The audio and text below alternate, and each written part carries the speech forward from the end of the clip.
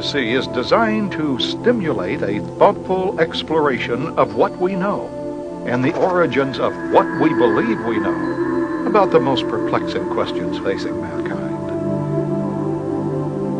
The opinions expressed in this program are those of the people in the program, and they are not the opinions or views of the distributor.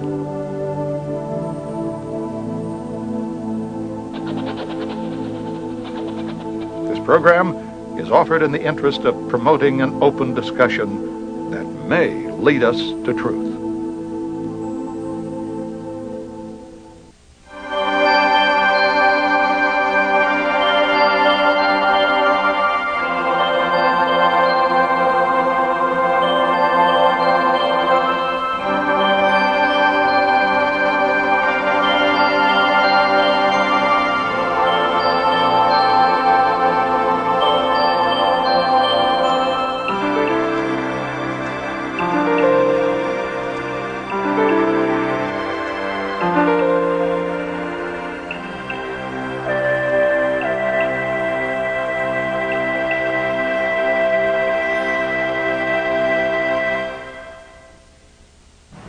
I think at one time or another we've all questioned as to whether all that we see and are experiencing in our world has some sort of a rational plan behind it, because we understand now that both the Republican and the Democratic Party in our country are basically run by the same people.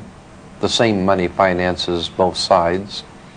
We now know, of course, through the work of many historians who have spent their life working on research to show us that both sides of world conflicts have always been financed by the same people.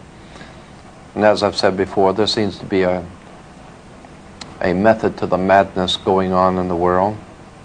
We know, of course, that we cannot depend on our leaders. Our leaders are misleaders. There is a science that they're following. They have their own agenda, and it doesn't include you. Conflicts require money and cooperation. World conflicts require world banks, International Monetary Fund. Professional groups all have fraternal orders. Doctors, attorneys, etc. have their own specific fraternal orders. In the banking world, it is the same way. They have a fraternal order. In politics, there is a fraternal order. However, we're not supposed to know anything about that because that's not our business. That fraternal order in politics and banking has been known for many years by those in the inside. It has been referred to by different names, different times, in different countries. The best overall name that we can give to this fraternal order, which is running our country, politics, monetary, is Freemasonry.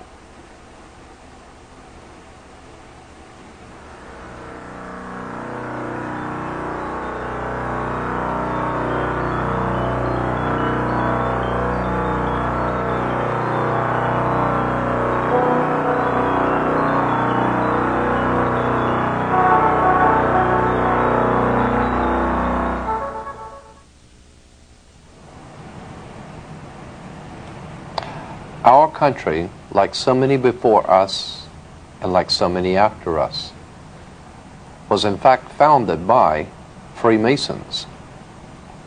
Freemasonry has played a part in almost every government ever founded in this world. It is in operation today throughout the world. We want to establish first that what we're not talking about is Blue Masonry or the Masonic lodges in your hometown. We're not talking about the Freemasons that live across the street from you. We're talking about a worldwide fraternal organization that is powerful enough, old enough, and wise enough to operate behind all governments in the world, behind fraternal institutions, monetary systems in the world, and yes, they are in fact connected. For instance, the idea that our country was founded by so many Freemasons and Rosicrucians, among others, we ask ourselves, why do we fold the American flag in a triangle? And what does the pyramid or the triangle have to do with the American system of government on our dollar bill? If we remember that our Constitution was signed in Philadelphia, Pennsylvania is referred to as the Keystone State. The reason why Pennsylvania is the Keystone State, because the Freemasons that founded this country were members of the Scottish Rite, and in that Scottish Rite there is the Royal Arch degree. The Royal Arch degree, and of course the Royal Arch, if you do not know, was originally because of the sun coming over the horizon in the morning made the Royal Arch. The Royal Arch degree of Freemasons has been continually and ever busy throughout the world with their Freemasonic endeavors. The United States, as I said, founded in its Constitution in Philadelphia. Pennsylvania becoming the keystone of a Royal Arch. There is much concerning this material that we need to look at. Who are the Freemasons? Why are there emblems and symbols throughout the world on flags and emblems and symbols throughout the world on all sides of conflicts? We might ask ourselves about the Red Cross. The International Red Cross is a Masonic organization. They always, in every conflict, are able to go behind enemy lines. Why is the Red Cross, the International Red Cross, able to go behind enemy lines in wartime and conflict? There's a reason. The International Red Cross out of London, connected with the American Red Cross, comes from the Red Cross of St. George, the cross on the British flag, the Red Cross. That also is a Masonic institution.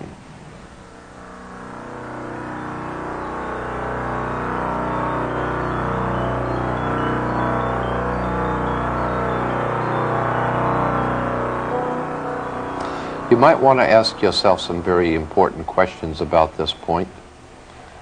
For instance, why is Hollywood continually bombarding our country and this world with trash movies which portray violence, rape, crime of every kind, bloodshed?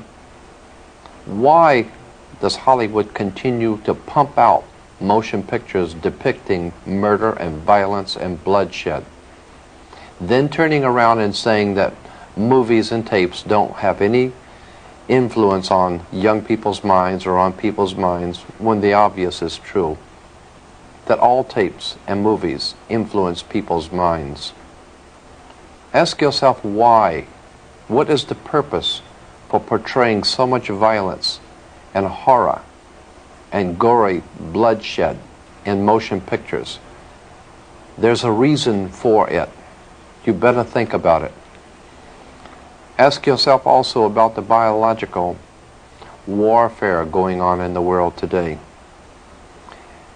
AIDS coming from out of nowhere into the homosexual community. What are homosexuals doing today that they didn't do 6,000 years ago? And why is it we all of a sudden in 1980s have AIDS? Is there any connection between AIDS and the Legionnaire's disease and biological experimentation going on with the CIA, the USIA, the NSA, and all the other government agencies that you don't know anything about? Is it possible that there could be some sort of a biological experiments going on, some of them going awry, some of them purposely allowed to go awry to see how far they will go? Is there any kind of a rhyme or reason for the things that are happening today? Keep in mind too that what your government pays for, it gets. If you are paid to do something for the government, they will extract from you exactly what they have paid for. When we understand that, Then we look at universities and schools, government-financed institutions of education, and see the kind of students and the kind of education that's being turned out by these government-financed schools. Logic will tell you that if what is being turned out in those schools was not in accord with what the state and the federal government wanted, then it would change it. The bottom line is that the government is getting what they have ordered. They're getting what they have paid for. They do not want your children to be educated. They do not want you to think too much. That is why our country and our world has become so proliferated with entertainments, mass media, game shows, television shows, amusement parks, drugs, alcohol, and every kind of entertainment to keep the human mind entertained, so that you don't get in the way of important people by doing too much thinking. You had better wake up and understand that there are people who are guiding your life and you don't even know it. And all American citizens, I think, have suspected something like this is going on. But we're all too busy trying to stay alive and live our lives. And after all, what can one person do about it? One person can do nothing, but a nation educated can do much. Why does Hollywood make motion pictures like Death Wish and Dirty Harry, always showing how regular citizens are misused and abused and tricked and deceived by their government, and then one lone guy has to stand up for what's right because the whole system is corrupt? Why do you think they make movies like that? Is there a message in that? I'll tell you why. It's very simple. First of all, these conspirators, these people, make the movies showing you what the problem is. Then they make the movies to show you what the solution is. They know that you are frustrated. They know that the people of America are frustrated because there is no law and order. But that's purposely designed. We're not supposed to have law and order yet. We're supposed to have crime and the immorality and the drugs and the murder and all the other things that we are besieged by. We're supposed to have that. If the government did not want it, it would not be here. Believe me. This is the most powerful government the world has ever known. They had the ability to get a hold on Adolf Hitler 50 years ago. He had a standing army, the greatest navy, air force, military, secret underworld organizations operating throughout the world. But this government got a hold on Adolf Hitler because it chose to and it wanted to. And if you do not pay your income taxes, they will find you if you go to the Amazon jungle, and they will make an example of you. They will find you and they will deal with you, and you know it. But for some reason they're unable to get a handle on drugs and the crime in the streets for some reason.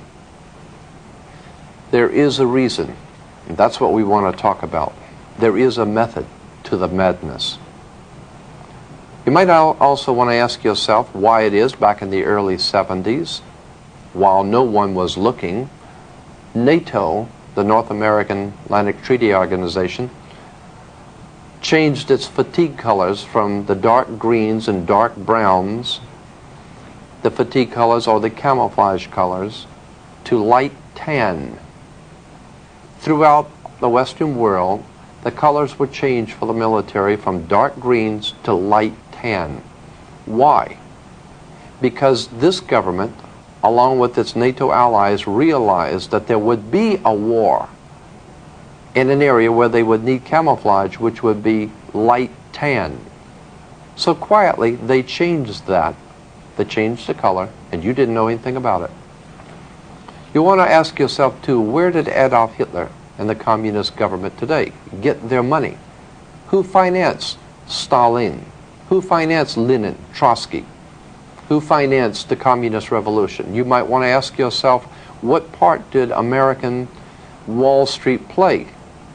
The international bankers in New York, in Switzerland, in London, what part do they play in financing people like Hitler, like the communist movement, and God knows what else they're financing throughout the world?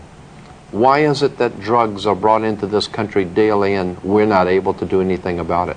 We're not able to do anything about the aliens pouring in across the border. I am here to tell you why. It is very simple. The government gets what it wants. There is a method to the madness, as we said, and we're going to explain that to you. Before we get into the older European history of Freemasonry, let's look at our own backyard. Is this a scene from Mississippi burning, or is this a picture of 1930s Ku Klux Klan meeting? Who are the men hiding behind the hoods, and why do they venerate the owl? Simple, the owl symbolizes wisdom, because it sees things in the dark. No, this is not the Ku Klux Klan or Mississippi burning. This is your constitutional government burning. Let's remove the hoods and see who came to the party.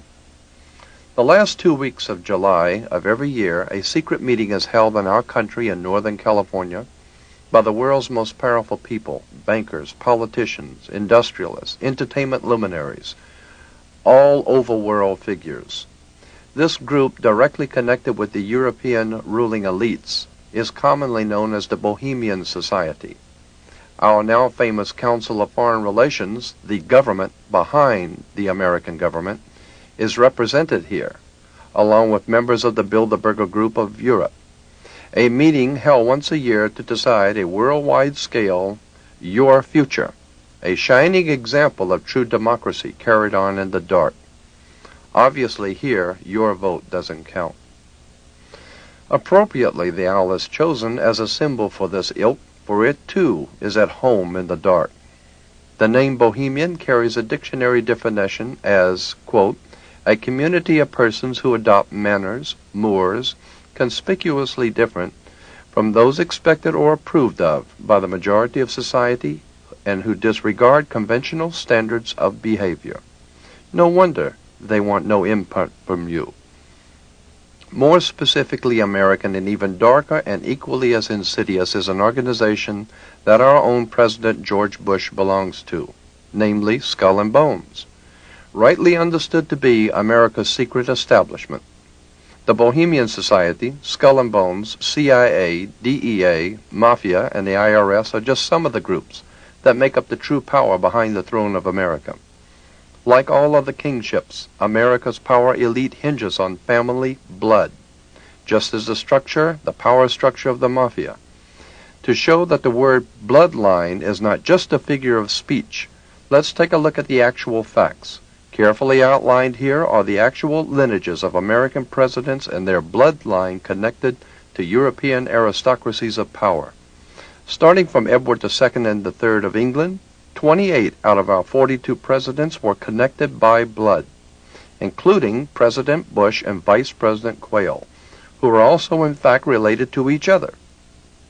Most of the 14 not connected by blood were connected by fraternal orders used by the bloodlines, with only a few exceptions, notably in disruption, the Kennedys, seeking to disrupt this dynasty of power in America. Owing to their vast financial backing and personal intellectual charisma and much behind-the-scenes political maneuvering by his father, Joe Kennedy, John Fitzgerald Kennedy was inserted into the presidency, the idea being to disrupt the status quo by establishing a Kennedy Roman Catholic dynasty, and thereby serving notice on the Freemasonic powers of this world of their unwillingness to cooperate and play by the unwritten rules. Justifiably feeling threatened, the established bloodlines of power in America removed the Kennedy threat. Official police records show that the John Kennedy assassination was closely preceded by and followed by as many as 100 assassinations, all of which were closely connected with the Kennedy family's rise to power. In our discussion of secret societies, Freemasonry, and occult orders in general, we want to talk about one that might be familiar to you, or perhaps you've heard about. It's called the Illuminati. We don't intend to spend a whole lot of time on the Illuminati, but just enough to familiarize yourself if you've never heard of the organization. It was founded in 1776 in the south of Germany by a man named Adam Weishaupt. He formulated his plans in relation to the House of Rothschild in England, Germany, France, Italy. The Rothschild banking dynasty behind the governments of Europe hired Adam Weishaupt to formulate a plan for the world at that time to accomplish certain goals for those in power.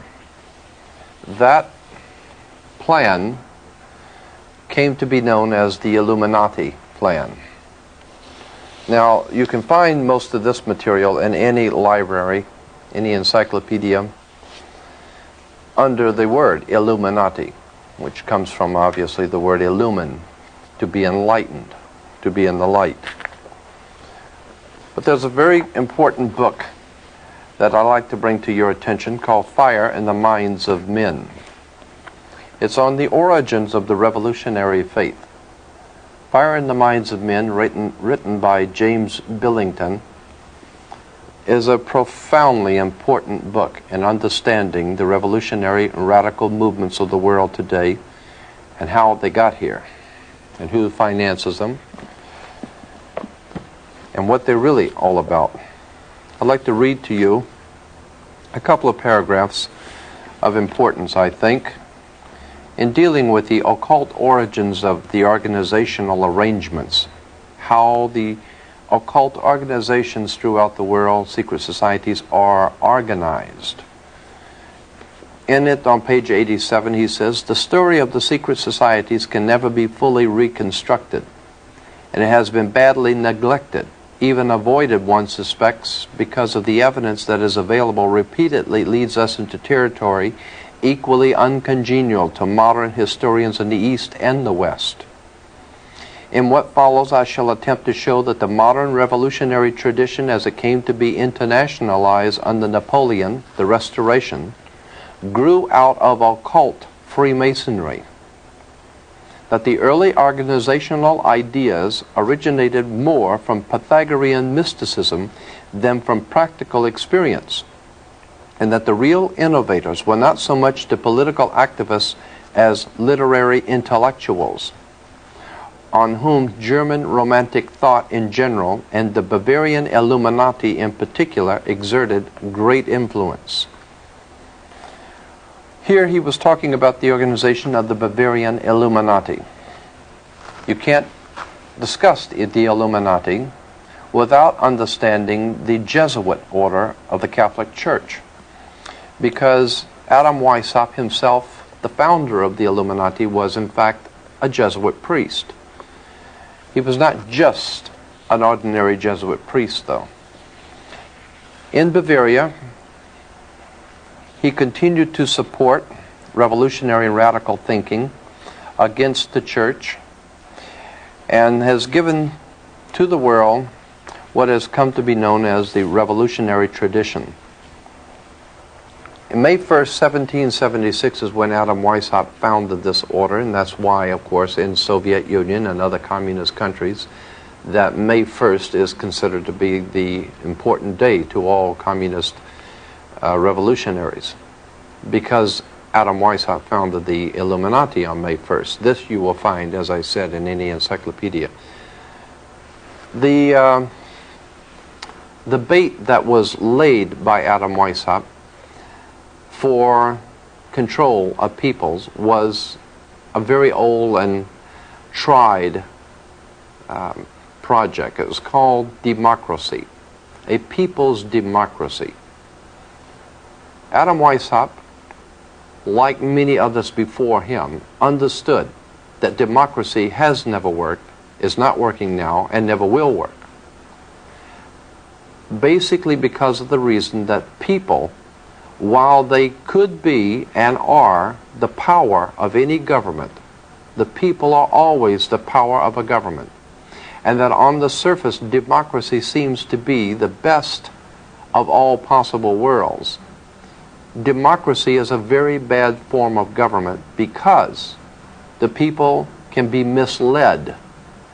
Because democracy means, it comes from the word demos, meaning mob. A mob in the street is a demos. Demosocracy, ocracy meaning rule. Demosocracy or democracy means mob rule. You might say that true democracy is like 35 whites hanging one black. That's democracy, the rule of the mob. Now when we put it into more Americanized political terms, it's the rule of the people. And while that may sound good in print, the founders of democracy in our modern day form realized that the people can be manipulated into accepting whatever they want the people to accept. Let's go on with this subject of the Illuminati and its symbols. You will find the symbol of this secret society on the back of a $1 bill. On the back of the dollar bill, on the left-hand side, you will see the pyramid with an all-seeing eye, the eye of Horus, the Egyptian god of light, the Egyptian god, God's son. And you will see beneath the pyramid 1776 spelled out in Roman numerals, and the words Anut Kopias over the top of the pyramid. Anut Kopias is translated to mean our enterprise. Anut, our enterprise. Kopias is translated to mean has been crowned with success or is crowned with success.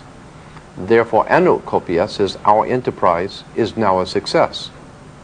And then to find out what enterprise that was a success, as on the bottom of the pyramid, Novus Ordo Seclorium, the new order of the world, the new world order. Well, if we remember that Germany was the home of the concept of the new world order, Adolf Hitler, his entire motivation was to establish a new world order. But in order to establish a new world order, you had to destroy the old world order. And that is exactly what Hitler set out to do, destroy all of the old aristocracy, power bases in Europe, and set up a new world order. Which brings me now to the Masonic lodges in south of Germany and their connections with the French Revolution. And there is tremendous amount of information on that subject, and we're not going to go into it today. Suffice it to say that there was a tremendous amount of Freemasonic activity in the French Revolution, in the Mexican Revolution, in the American Revolution, and on all other revolutions going on throughout the world. There are many, many connections between Freemasons in government, Freemasons in banking, Freemasons in fraternal orders, operating and working together. But we don't know that. And while our people are going into, at this time, into the Middle East, we're not aware of the fact that what is going on in the Middle East is a war between secret societies, factions, occult movements that we don't know anything about. Has nothing whatsoever to do with oil, has nothing whatsoever to do with a conflict that America should be concerned with. It has to do with some very old and ancient Freemasonic folklore.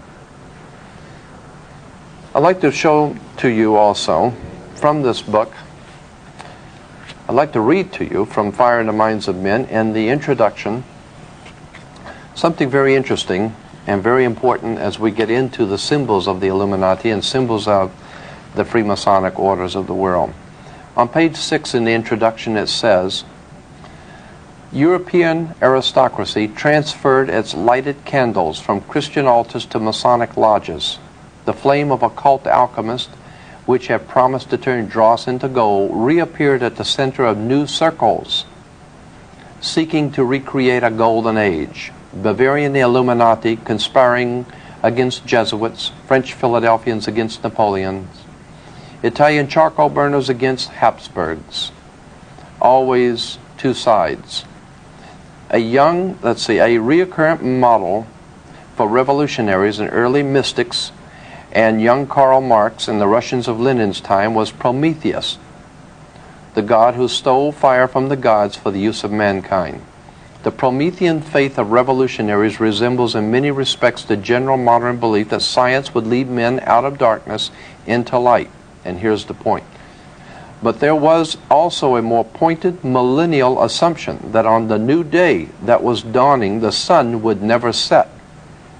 Early during the French Revolution was born, quote, the solar myth of revolution, end quote, suggesting that the sun was rising on a new era in which darkness would vanish forever. This image became implanted at a level of consciousness which simultaneously interpreted something real and produced a new reality. The new reality that they sought was radically secular and stringently simple. The idea was not the balanced complexity of a new American federation, but the occult simplicity of its great seal, an all-seeing eye atop the pyramid over the words Novus Ordo Seclorum. The seal that we have on an American dollar bill is an occult seal of an occult society pursuing an occult agenda. We are not aware of that. And that's what we at International Research hope to do for you, is to make you aware of certain things which are going on in our government, in our world today, that you have not up till now been made aware of.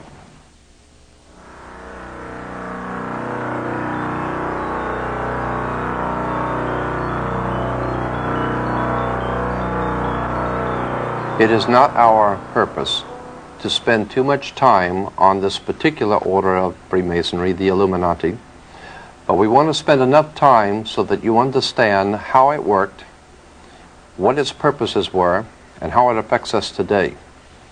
Because it's still with us today. It has taken on different forms in different countries, but it is still basically with the world today. Now, perhaps some of you are aware of this material that we're discussing right now, and maybe you're not. But to show that this is not just our understanding of things, we have gone back to records in the past, as far back as the founding of the United States, and comments made by George Washington, which we're going to read in a few moments. Here is an article from the grand jury of the state of Pennsylvania, published in 1800s, dealing with Freemasonry and the Illuminati and the problems that they were confronting in the state of Pennsylvania. As we said, George Washington mentioned the Illuminati, and I mentioned the Illuminati a few moments ago in relation to the democratic societies that were being founded in the United States. The Democratic Party today is an outgrowth of what we call the democratic societies of Europe. The democratic societies, while on the surface sounds good, but when one looks further into what democracy means and how it actually works, democracy does not seem to work too well. And there's a reason. Let me read to you from a California State Senate first. 11th report, State Investigating Committee on Education, published in 1953 by the California State Senate, and it talks about the Illuminati. You can get a copy of this from the International Research if you wish. In dealing with the subject of communism, secret societies of communism, in 1953, on page 168, I'm going to do a little reading, but it's very important. I think it's important that you should hear this. On 168, the California State Senate goes on to say, since many intelligent persons, even in high official positions, do not appear to have acquainted themselves with the real nature and seriousness of communism, it is perhaps appropriate to give briefly some really informative, authentic data concerning it. Communism and Russia are by no means synonymous. Russia merely occupies the unfortunate position of being communism's first victim. Communism is synonymous with world revolution and seeks the destruction of all nations, abolition of patriotism, religion, marriage, family, private property, and all political civil liberties, and the establishment of a worldwide dictatorship of the so-called proletariat, which is in fact an autocratic, self-constituted dictatorship by a small group of self-perpetuating revolutionaries. Over on page 169, the document goes on to say, so-called modern communism is apparently the same hypocritical and deadly world conspiracy to destroy civilization that was founded by the secret order of the Illuminati in Bavaria in May 1st, 1776, and that raised its hoary head here in our colonies at critical periods before the adoption of our federal constitution. The world revolution conspiracy appears to have been so well organized and ever continuing to be ever on the alert to take advantage of every opportunity presenting itself or that the conspirators could create. It is significant in this connection that as early as 1783, when unsettled conditions and dissatisfaction in some quarters had arisen in the American colonies, subversive anonymous sermons were circulated among the colonial army to incite dissatisfaction and rebellion. George Washington immediately called the army together and in addressing them used this significant language. This is taken from page 86, volume 4 of Marshall's Life on Washington, remembering that this is 1783, George Washington addressing the army. Says this, "My God, what can this writer have in view by recommending such measures? Can he be a friend to the army? Can he be a friend to this country? Rather, is he not an insidious foe, some emissary perhaps from New York?" Then the next paragraph, the California State Senate continues, "It is plain that George Washington believed that the then center of this secret conspiracy, so far as this country was concerned, to be located in the city of New York." We know that there has been some sort of a manipulation of our government, our money, our institutions, and our lives by our government. But what we don't realize is that there is an agenda. There is a method to the madness. We want to look into this secret movements of the world and how they affect us in our private lives. And we may not think they affect us on a private level, but they do. They affect your children in school. They affect what your children learn. They affect what you learn from nightly television. There have been many movies discussing this publicly. Even George Washington in his personal letters mentioned the Illuminati and Freemasonry. George Washington himself was a Freemason. In response to a letter sent to George Washington in 1798, warning him about a Masonic movement operating in America, and this particular Masonic movement are referred to as the Illuminati, George Washington responded in a letter to the person saying that I have the favor of the 17th instant before me, and my only motive to trouble you with the receipt of this letter is to explain and correct a mistake which I perceive in a hurry. I'm obliged often to write letters I have led you into. It was not my intention to doubt that the doctrines of the Illuminati, the principles of Jacobinism, had not spread to the United States. On the contrary, no one is more truly satisfied of that fact than I am. The idea that I meant to convey, that I did not believe that the lodges of Freemasonry in this country as societies have endeavored to promulgate the diabolical tenets of the first or the pernicious principles of the latter, if they are susceptible to separation, but that individuals of them may have done it, or that the founder or instrument founded, or the instrument employed to found the democratic societies in the United States may have had these objects in mind and actually had the separation of the people from their government in view is too evident to be questioned. What George Washington was saying was that the mere fact that someone had charged that the Illuminati was operating in America, George Washington said, on the contrary, no one is more truly satisfied of that fact than I am. And then he proceeded to say that he did not believe that all Freemasons were involved in this plot, but that the founders of the Democratic Society in America, or the Democratic Party, as we call it today, in America had the object in mind of the Illuminati's projects, and had actually, the Democratic Party, George Washington said, actually had the separation of the people from their government in view. It is too evident to be questioned.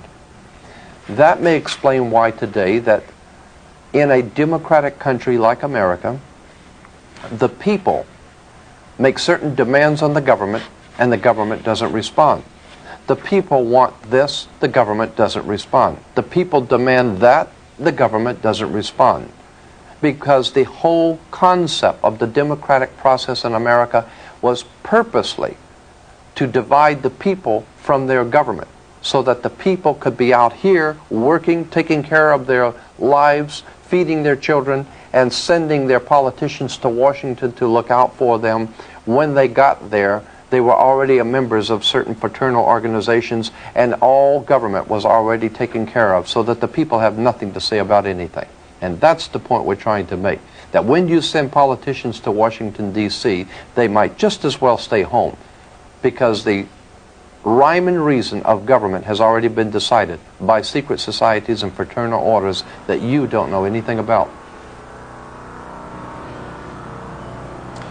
In our discussion of the Illuminati, we want to also, when talking about the dollar bill and the symbol on the back of the dollar bill, let me read to you from the congressional report published by the Congress of the United States, a congressional report which we will be happy to provide you with if you'd like a copy. Talks about steps toward a British Union, a world state, and international strife. International strife is very much concerned with a world state and British Union. As we brought out before, Britain is referred to as God's kingdom, the United Kingdom. International strife, which is happening throughout the world, is part and parcel of preparing the world for God's United Kingdom. And America is playing its part. That, incidentally, as I think I mentioned before, provides the basis for racism in the world today. God's kingdom, of course, coming through Britain and America. America being ruled from the White House.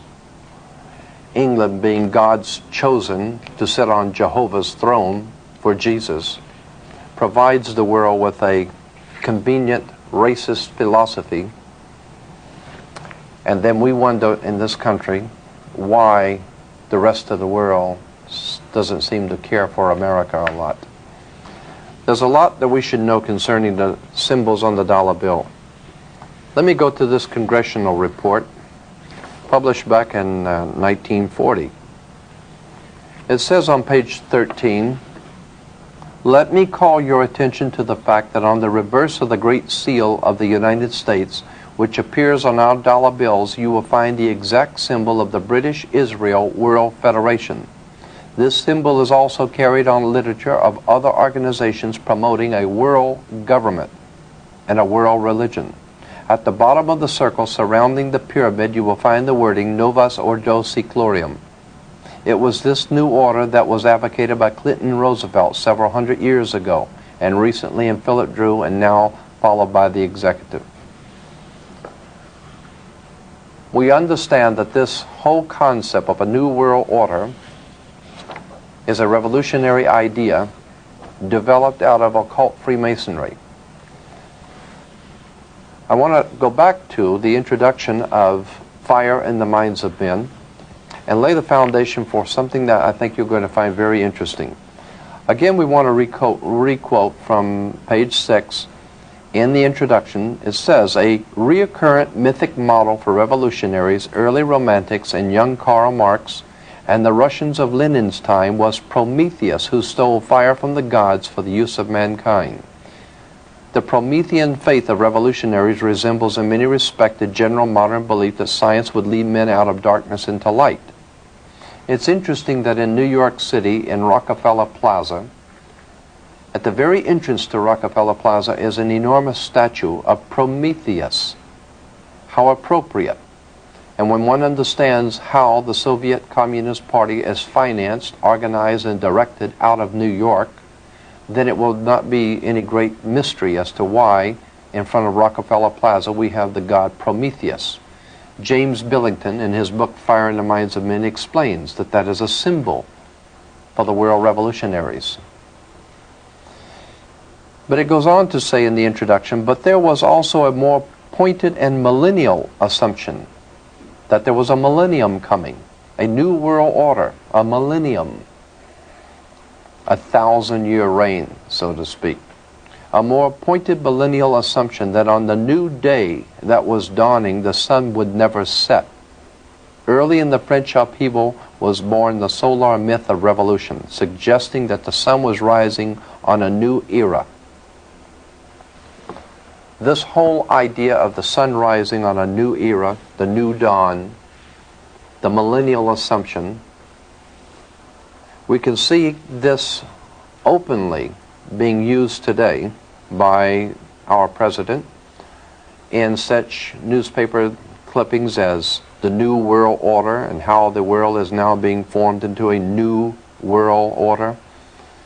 We want to talk about that and what that means for you. As a matter of fact, here in the Daily News in our hometown, Bush urges unity and crises. Beneath it, it says, he sees the Gulf as a test of the New World Order. That New World Order is on the bottom of the dollar bill. It's on the bottom of the pyramid that's on the dollar bill. It's an interesting concept, and it's one that you should know about. Because what is going on in the Middle East right now is part and parcel of a Masonic movement. Freemasonry has made arrangements to organize, direct, finance, and control different segments of society in our country and throughout the world. They have realized that in this country, black movements are moving into mainstream America. Therefore, the need arises for black leaders to be able to fall in line, to go along, to get along.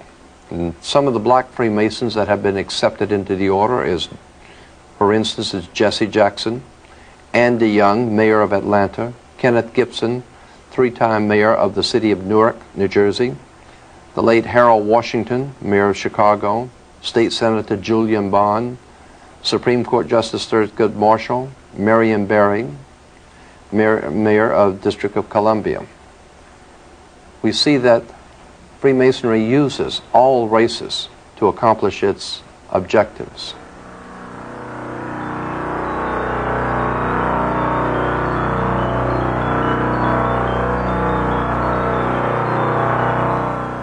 In Freemasonry in Europe, the groups were called circles, and you had your circle of friends. There were 5 circles of friends, America being one of them. Italy, France, Germany, England, and America, the 5 circles of friends. They were called in the European Freemasonry the Olympiads, so that today the Olympiad organization symbol is 5 circles, the 5 Masonic circles of friends. Of course, the Audi has only 4 circles because America's not included in that project. The circles were, of course, the circle of friends in the Masonic League. The other symbols on Freemasonry, the torch, of course, the Olympic torch is the torch of Prometheus, the god who stole fire for the service of man. And as we said in New York, in front of Rockefeller Plaza, you'll see the statue of Prometheus. In his hand is a flame, the torch, the fire of revolution. The dime, of course, on the Mercury head dime, in the back of the dime, you'll find the torch of illumination. It's still there today. The modern American dime has the torch of illumination. The Statue of Liberty has the torch. Of course, in all universities and colleges, we find in their symbols and emblems of universities have torches, standing for illumination of the Illuminati. As a matter of fact, when you are graduate from a university, you become an alumni, which is taken from, obviously, Illumini, Illuminati. You become an Illuminati. You become illuminated when you go to a university. Let's see, the torch is also used in Amoco oil, the B'nai Brit, Crises magazine for blacks. It is found many, many places.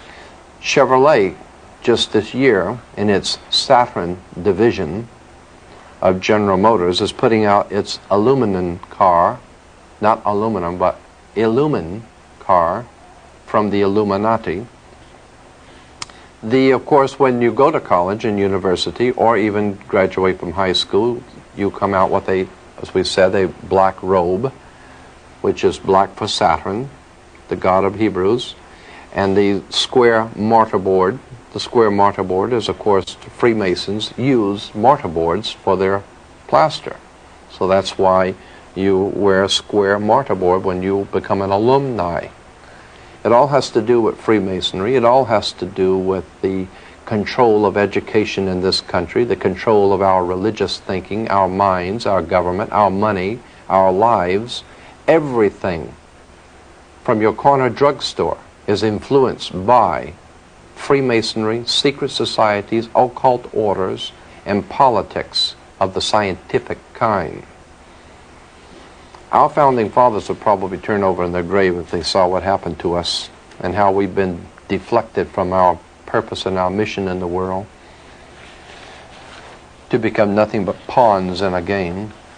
Even the Liberty Bell, the symbol of liberty, an equal Liberty Bell, identical with the same crack, is found in Moscow. It's a very famous Liberty Bell of Moscow with the same crack. It becomes known as a symbol, the symbol of the Brotherhood of the Bell. Bel being B-E-L, the ancient god in the Mesopotamian Valley, being the one that we call Beelzebub or Belteshazzar or Yahweh.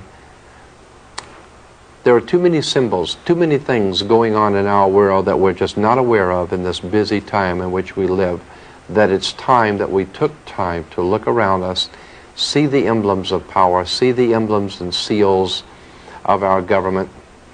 Look at the dollar bill instead of trying to earn one. Just look at one for a change. Look on the front at the Masonic emblems on it. Look at the back, the Masonic emblems there. Ask yourself why it is that our country operates the way it does. And is there a rhyme or reason to the way things happen? When you understand that General Motors, Ford Motor Company, and all other corporations in the world have an agenda, they don't just wake up every morning and decide what they're going to do. Large, very large international corporations have to make plans for tomorrow, for next week, for next year. When you have hundreds of thousands of people on a payroll, you can't afford to wait till the last minute to decide what you're going to do. The ship of state is far too large to turn around just overnight. It's like a giant ocean liner. The ship of state is a very large vessel. You have to make plans for it. You have to direct the people. You have to concentrate your power. You have to concentrate the people's attention on certain things in order to get them to go in the direction that you want them to. We are a very large and powerful people in America. So our masters have to direct our thinking for us and prepare us in advance for their plans, for their hidden agendas. And of course, like docile sheep, we just go along to get along because we don't know any more about it than what we see on television. There's about time that we look into this world that we live in and examine who we are, why we're doing what we're doing, and where we're going. That's the purpose for what we're trying to do. As we said before, we're not trying to explain in detail everything because we can't. But we're trying to make you aware that there is an enormous world of material out there that you should be concerned with and know about, and it's our purpose to provide you with that material. You will find that the many things that we have collected on the secret societies, our government, governments of the world, Freemasonry, are just fascinating. When we remember that Abraham Lincoln was the first president to break all diplomatic ties with the Vatican in the 1860s, diplomatic ties continued broken with the United States until the coming of President Ronald Reagan. He reestablished full diplomatic ties with the Vatican, the first president since Lincoln to do so. His next official act was to travel to Europe at least 3 times to meet in private with the Pope. We were not told what was discussed. Later, the Pope is a host to other summit meetings. And then, of course, Ronald Reagan leaves the United States to go to Europe to visit the war dead, we are told, and he ends up at Pittsburgh Cemetery, the burial spot for the Nazi SS officers. We have to wonder what was going on. Did Ronald Reagan not know that he was going to a Nazi burial spot? Well, of course he did. He's not a fool. And there are no such a thing as mistakes made by presidents. That is a cover-up.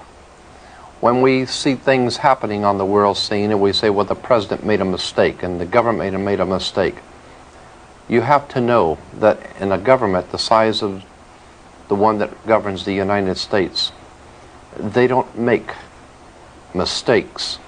They're well-calculated moves. They know what they're doing. They have an agenda. They have an idea, a purpose. So they don't make mistakes. Ronald Reagan's going to Pittsburgh was purposely done. It signals something to secret societies.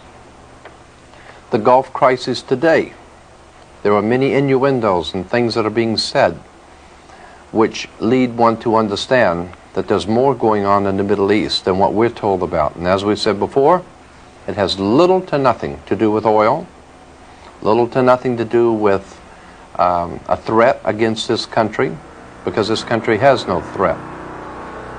We have some interesting titles, some very interesting book showing Freemasonry, the Order of Malta with the Pope, Rome, the double-headed eagle, England, Freemasonic symbols, all Freemasonic in relation to Christianity, or should I say Jehovah's Witnesses' brand of Christianity. We have such books as Christian by Degrees, Masonic Religion Revealed in the Light of the Faith in Jehovah, Testament for a New World, given to us being the 7 books containing essential spiritual wisdom, given to us by the Knights Templars. The table of contents reveals the Book of Jehovah and the Book of Jehovah's Kingdom on Earth, Jehovah's Kingdom on Earth with the Knights Templar emblem. We see that Jehovah's Kingdom on Earth is nothing more than a Masonic kingdom, like the British United Kingdom. Jehovah's Witnesses, along with the Mormon Friends, Seventh-day Adventists, and as we said, all the other York Rite Masonic cults in America are spreading. They are the shock troops, so to speak, for Freemasonry to take the message of the kingdom to the rest of us in this nation to accept their Masonic kingdom. And they, unbeknownst to themselves, are the forerunners for a new world order that they have no idea in this world is coming. They have been duped, and they are too proud and arrogant to understand that. Here we have a book called The Teachings of Freemasonry. And we'll find that on the book of Teachings of Freemasonry, you have the Jewish Star of David, because in fact, Freemasonry is Jewish. Freemasonry has always known that its greatest enemy in Western civilization is Rome. And that's why there has always been this animosity between the Catholic Church and Judaism. There has always been this animosity between the Catholic Church and Judaism. The Jews were persecuted in the Old Country, in Europe, and there still remains that animosity between Judaism and the Catholic movement today. But not because of religion, but because of the secret societies that operate behind both of those organizations.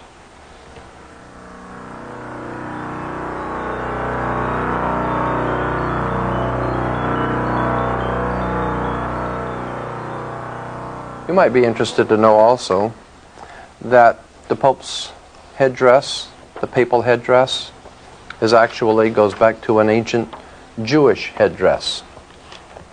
And of course the Pope wears the yarmulke, and so does the cardinals wear the yarmulke.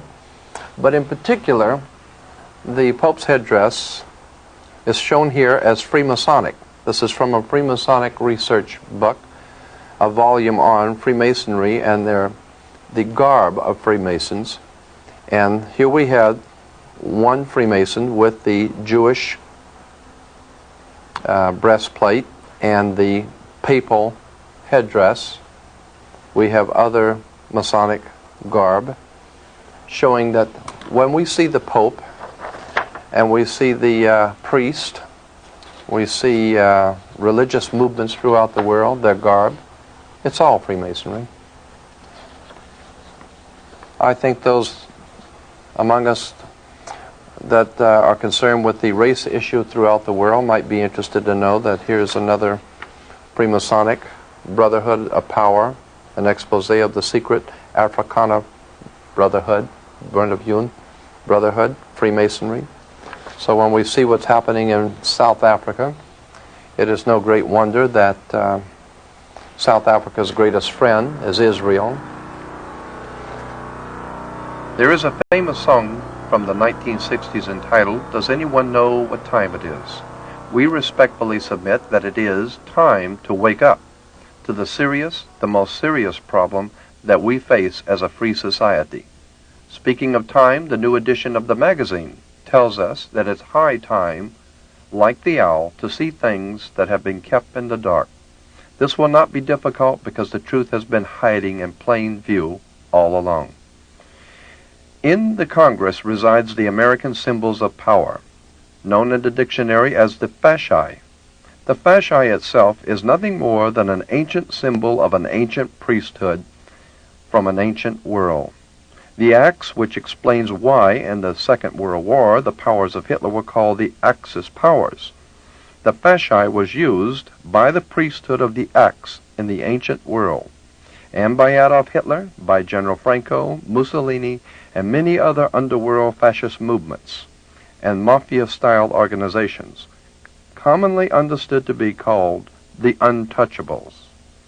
As I said at the beginning, and as even Time magazine has obviously had to admit, our leaders are the best that money can buy. They've sold you out to a hidden agenda a long time ago.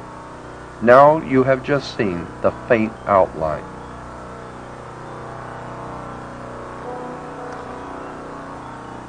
In the past tape, we have tried to at least enlighten your mind to a subject that has not been adequately dealt with. That is the secret societies and subversive movements that are restructuring our world and using all sorts of guises and excuses. Everything from Jehovah's Witnesses to the Mormons with their Zion National Park and the New World Order and the racist philosophies that permeate the Western world. And it has become an idea whose time has come to explain and talk about these subjects. As we have mentioned before, we have adequate documentation for the things which we have said. If you would like to inquire further for further information, it is obviously a subject that cannot be covered very well in just a few tapes. But we hope that we have been able to at least present some concepts and ideas that may be fresh and new and important to look at And we want to thank you for your time. And we want to leave you with this thought that this country was based on the fact that individuals had a right to know. We had a right to understand and to expect from our leaders the truth. We haven't received the truth from our leaders, and we're not going to. They have their own agenda. They have their own ideas about what they're going to do, and it doesn't involve you. All that you are expected to do is work and pay your taxes, be a capital product for their system, and not ask any questions. I think it's high time that this country begin to ask questions of its leaders, its misleaders, and as we said before, that we have the best religious and political leaders that money can buy. I think it's time that we begin to look at these subjects very deeply, and if you want help on any particular facet that we've talked about, or if you want more information generally on these subjects, we will be happy to provide you with all of that information. Again, I have to say that what I have told you is what I've only told you. I haven't told you the rest of the story. It is an enormous story. We hope that we've been able to at least enlighten you somewhat, and we thank you for your time.